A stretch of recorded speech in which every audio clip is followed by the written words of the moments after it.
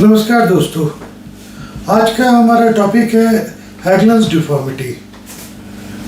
ये हैगलन्स डिफॉर्मिटी इसलिए कहा जाता है कि इसको सर पैट्रिक हैगलन ने सबसे पहले डिस्क्राइब किया था 1927 में। हैगलन्स डिफॉर्मिटी आखिर होता क्या है? ये जो हिल बोन है, जिसे कैल्केनियस भी बोला जाता है, इसके पीछे के पोर्शन में जहाँ पे टेंडोएक्लिस टेंडन अटैच होता है, जब उसके पास में इसमें बोनी स्पर या एक्सोस्टोसिस होती है तो उसे हैगलन्स डिफॉर्मिटी कहा जाता है। इसका दूसरा बड़ा प्यारा सा निकनेम है, वो है पंप बम्प। पंप बम्प इसलिए कहा जाता है कि जो पंप शूज होते थे जिसमें पीछे टाइट बैक होता है, उस शूज पहनने की वजह से ये बड़ा कॉमन होते थे, इसलिए इसे पंप बम्प भी कहा जाता है। बम्प इसलिए वर्ड यूज़ किया जाता है क्योंकि पीछे एक स्वेलिंग आ जाती है, बोनी स्वेलिंग, जो आप फील भी कर सकते हो। आखिर इसके होने के कारण क्या क्या है?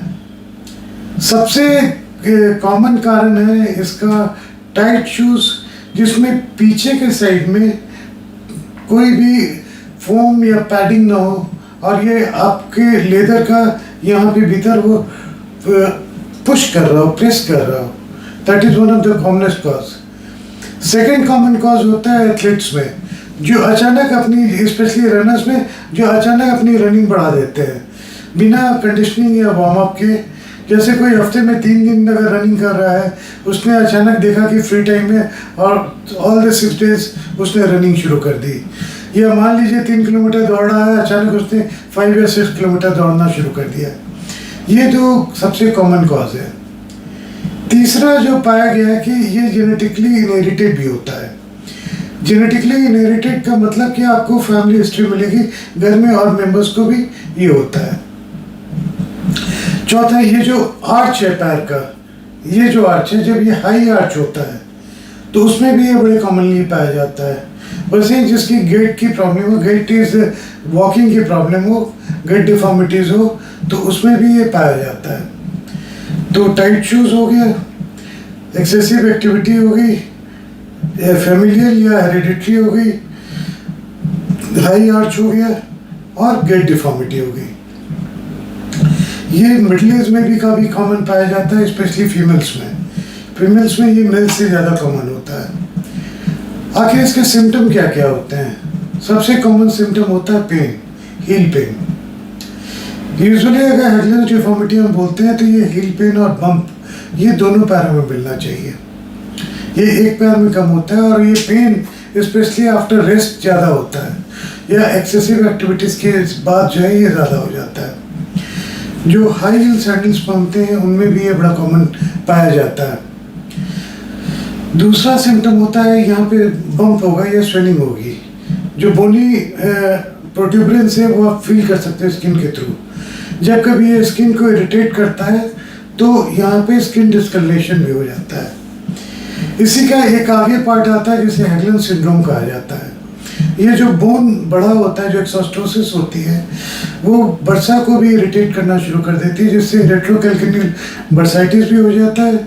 और जो टेंडोएक्लिस टेंडन अटैच्ड है उसमें भी इंसर्शनल टेंडोपैथी कर देता है, तो टेंडोएक्लिस टेंडनाइटिस भी हो जाता है। तो ये जो कॉम्बिनेशन है हैगलन्स डिफॉर्मिटी, रेट्रोकैल्केनियल बर्साइटिस और टेंडोएक्लिस टेंडनाइटिस, जब ये तीनों होते हैं एक ही पेशेंट में तो उसे हैगलन्स सिंड्रोम कहा जाता है।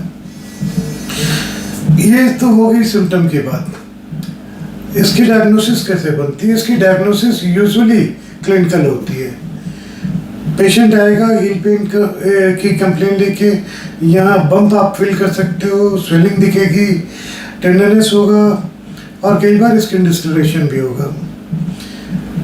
अगर इसमें हम हमेशा एक्सरे करवाते हैं। एक्सरे हम दोनों एंकल का करवाते हैं, सिर्फ एक व्यू, लेटरल व्यू कंपेयर करने के लिए, क्योंकि एक्सोस्टोसिस जब होती है तो दोनों तरफ होती है, एक तरफ नहीं होता।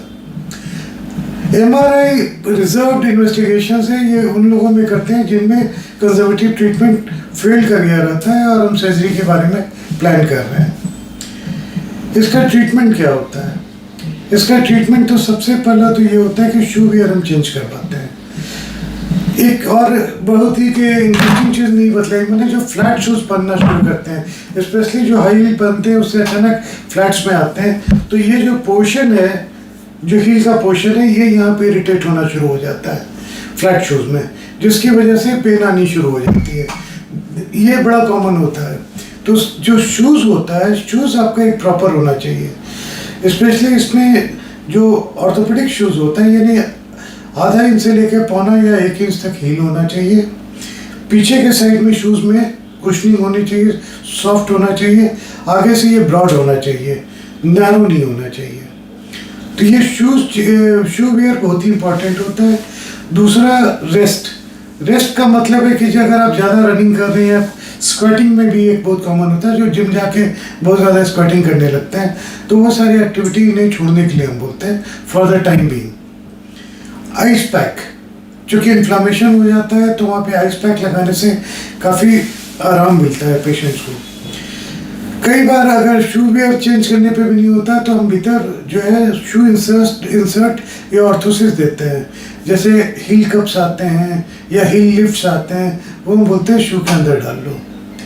फिर एंटी इन्फ्लामेटरी ड्रग्स हम देते हैं। इसमें कई बार हम ब्लड टेस्ट जो करवाते हैं, क्योंकि कुछ कंडीशंस होते हैं, मेटाबॉलिक डिसऑर्डर्स होते हैं जिसमें हील पेन आता है, वो मिमिक करते हैं कि ये डिफरेंट कॉजेज़ की वजह से हो रहे हैं। तो जो अगर ब्लड टेस्ट में कुछ भी प्रॉब्लम आई रहती है तो उसे हम जो भी पहले इम्प्रूव करते हैं, बेटर करते हैं, नॉर्मल करते हैं।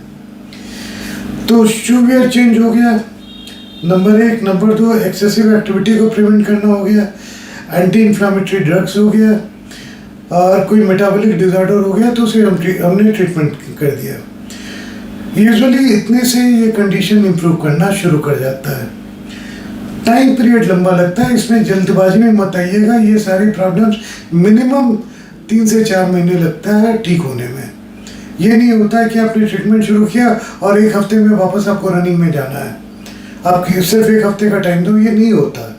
It takes time, it takes a long time to improve. अगर इसके बावजूद भी पेशेंट को आराम नहीं आता है तो कई बार हम वहाँ लोकल स्टेरॉइड का इंजेक्शन लगाते हैं। लोकल स्टेरॉइड का इंजेक्शन लगाने में एक चीज़ ये देखना होता है कि ये टेंडो एक्लिस टेंडन के अंदर न लगे, वरना टेंडो एक्लिस टेंडन के कॉम्प्लिकेशन होने का रिस्क होता है। पीआरपी के इंजेक्शन का कोई रोल नहीं है। अगर लंबे समय तक आपने ये सारा ट्रीटमेंट दिया, 3 to 4 मंथ्स ट्रीटमेंट दे दिया है, पेशेंट को इम्प्रूवमेंट नहीं आ रही, तब फिर आप जो है सर्जरी के बारे में प्लान करते हैं। उसमें जो पहला टेस्ट होता है वो एमआरआई करवा के हम देखते हैं कि भीतर कहीं कोई और प्रॉब्लम ना हो। जो बोनी पोर्शन जो बढ़ गया है, वो बोनी पोर्शन तो हम हटाते हैं। आप एक्सरे में देखेंगे कि एक तो बोनी एक्सोस्टोसिस होती है, दूसरा हेटरोट्रोपिक कैल्सिफिकेशन मिलता है जो टेंडो एक्लिस टेंडन के अंदर होता है। तो बोनी एक्सोस्टोसिस हटाते हैं, कोई इन्फ्लेमेटरी टिश्यूज जो अंदर का होता है वो सारा रिमूव करते हैं, और उसके साथ ही साथ अगर बोनी ग्रोथ है टेंडो एक्लिस टेंडन में तो वो भी हम रिमूव करते हैं। ये रिमूव करके इनिशियली 3 हफ्ते का हम प्लास्टर देते हैं, 3 हफ्ते के बाद से रिमूवेबल स्प्लिंट देते हैं और एक्सरसाइज शुरू करवाते हैं।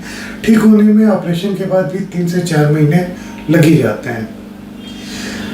बहुत लोगों का मानना है कि इसमें ऑपरेशन का कोई बहुत ज़्यादा रोल नहीं है, क्योंकि इसके जो सिम्टम होते हैं, क्योंकि जब भी आप एक्सरे करवाएंगे तो देखेंगे कि ये प्रॉब्लम दोनों साइड है, जबकि पेन एक साइड आ रहा है। तो लोगों का ये मानना होता है कि जो पेन आ रहा है ये आपका रेट्रोकैल्किनियल बर्साइटिस की वजह से आ रहा है या टेंडो एक्लिस टेंडनाइटिस की वजह से आ रहा है।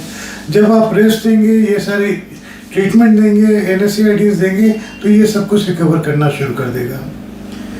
ऐसे भी अगर हम एंटी इन्फ्लामेटरी ड्रग की बात कर रहे हैं तो उसका बोनी एक्सोस्टोसिस पे कोई रोल नहीं होता है। उसका रोल सिर्फ और सिर्फ जब टेंडन की इन्फ्लामेशन में या बर्सा के इन्फ्लामेशन में एंटी इन्फ्लामेटरी का रोल होता है।